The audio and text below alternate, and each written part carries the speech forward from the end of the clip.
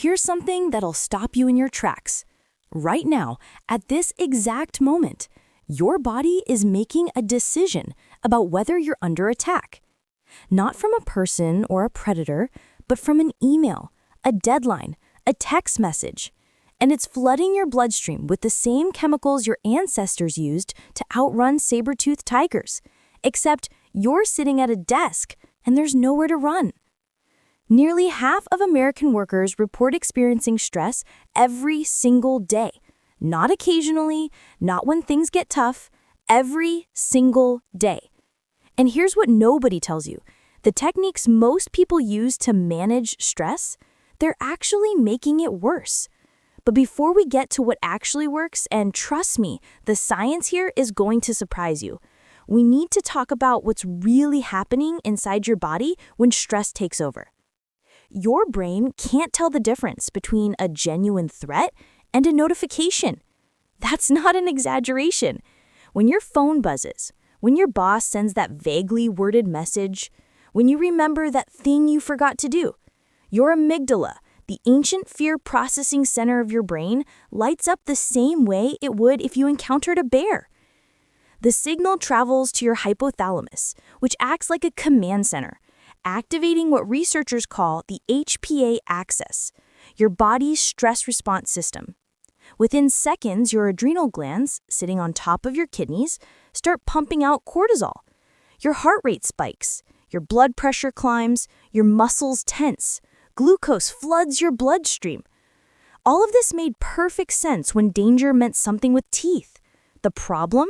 That same response system, unchanged for thousands of years, is now triggering 50, 60, maybe 100 times a day. And unlike our ancestors who could either fight the threat or escape it, releasing all that built-up energy, we just sit there. We stew in it. The chemicals meant to save your life start slowly destroying it instead. But here's where it gets interesting and where most stress advice completely misses the point. Everyone tells you to just relax, take a bubble bath, do some deep breathing. And sure, those things can help in the moment, but here's what a recent study found that changes everything. Over 80% of employees are at risk of burnout in 2025, and the reason isn't that they're not trying hard enough to relax, it's that they're approaching stress backward. Think about it. When you feel overwhelmed, what do? Most people try to control their stress response, force themselves to calm down, push through, or distract themselves. But neuroscience research shows something fascinating. The most effective stress reduction doesn't come from controlling the response. It comes from changing what triggers it in the first place. There's a researcher named Gabrielle Oettingen at NYU who studied this. She found that positive thinking, just imagining everything working out perfectly, actually makes stress worse. Why? Because your brain knows you're lying to it. You're telling yourself everything's fine while your body is screaming that it's not. The disconnect creates more stress, not less. So what works? She developed something called mental contrasting. You acknowledge what you want, you visualize it happening, then, and this is crucial, you identified the specific obstacle standing in your way and make a concrete plan for overcoming it. Healthcare workers who use this technique showed significantly more engagement and measurably lower stress than those who didn't. It's not about pretending the stress doesn't exist. It's about giving your brain a clear path through it. Now let's talk about something most people get completely wrong. Exercise. Yes, you've heard a million times that exercise reduces stress. But do you know why? Because the reason matters more than you think. When you exercise, your muscles produce enzymes that literally detoxify chiruninine, a byproduct of stress and inflammation that accumulates in your bloodstream. You're not just burning off steam, you're chemically neutralizing the toxic effects of stress at a molecular level. Recent studies found that people who commute by bike display far lower stress levels in the first 45 minutes of work than those who drive or take public transit. And those early morning stress levels, they set the tone for your entire day. But here's the part nobody mentions. The exercise doesn't have to be intense. In fact, intense exercise can sometimes trigger more cortisol release if you're already maxed out. What matters is consistent, moderate movement that gives your body permission to complete the stress cycle it keeps starting but never finishing. You know what else does this? Something so simple you'll probably dismiss it. Washing dishes. No, seriously, a Florida State University study found that people who wash dishes mindfully, paying attention to the warmth of the water, the texture of the soap, the circular motion of their hands, experienced measurable reductions in stress and increased mental clarity. The repetitive motion, the focused attention, the completion of a small task, your nervous system reads this as resolution, safety. The thing you were preparing for, it's handled. Now here's something that might make you uncomfortable. The biggest source of your stress might not be your job, your finances, or your relationships. It might be your phone. Researchers at the University of British Columbia ran an experiment. They asked people to either check their email constantly throughout the day or limit themselves to just 3 times daily. The people who limited their checking significantly less stressed. Not slightly, significantly. And this was just email. Now add texts, social media, news alerts, and everything else demanding your attention. Every notification is a tiny stress response. Every scroll through bad news is your brain registering threat. Every comparison on social media is your amygdala deciding you're not safe, not successful, not enough. And it's all happening below your conscious awareness hundreds of times a day, creating what researchers call chronic allostatic overload. Your body's stuck in emergency mode with no emergency to resolve. The fix isn't what you think. It's not about disconnecting completely or throwing your phone in a river.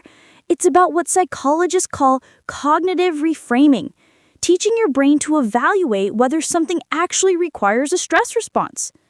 Here's a technique.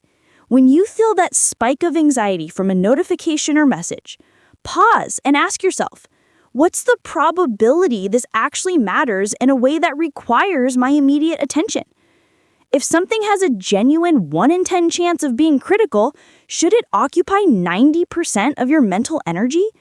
Your brain needs you to do this math for it, because left to its own devices, it treats everything like a 10 out of 10 emergency. Now we're getting to something powerful, something that shows up in study after study, but sounds almost too simple to work. Connection. Not networking, not socializing, connection. There's a difference. In 2024, researchers found that 43% of adults reported feeling more anxious than the previous year, with stress identified as the primary driver. But here's what they also found. People with strong, authentic relationships showed dramatically different physiological responses to the same stressors. When you feel genuinely connected to someone, when you're talking with a person you trust about something real, your body releases oxytocin. This hormone doesn't just make you feel good, it actively counteracts cortisol. It lowers your blood pressure, it reduces your heart rate. It signals to your nervous system that despite everything else going on, you're not alone, which means you're not in danger. Compare this to surface-level interactions or worse, isolation.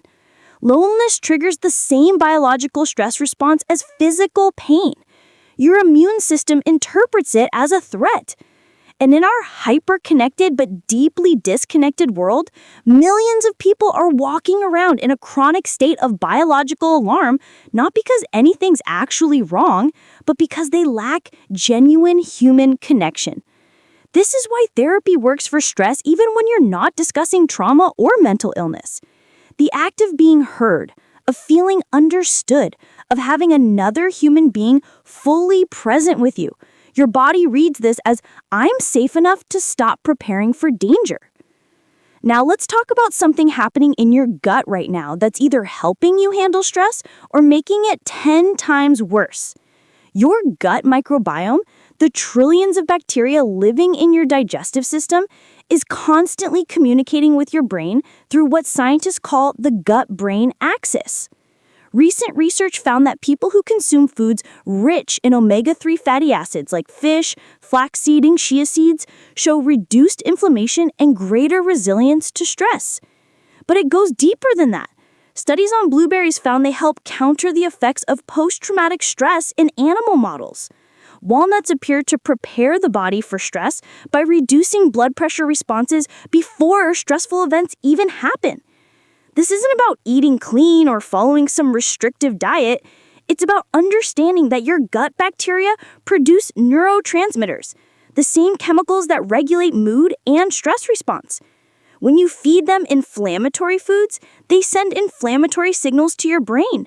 When you feed them what they need to thrive, they help regulate your stress response from the inside out.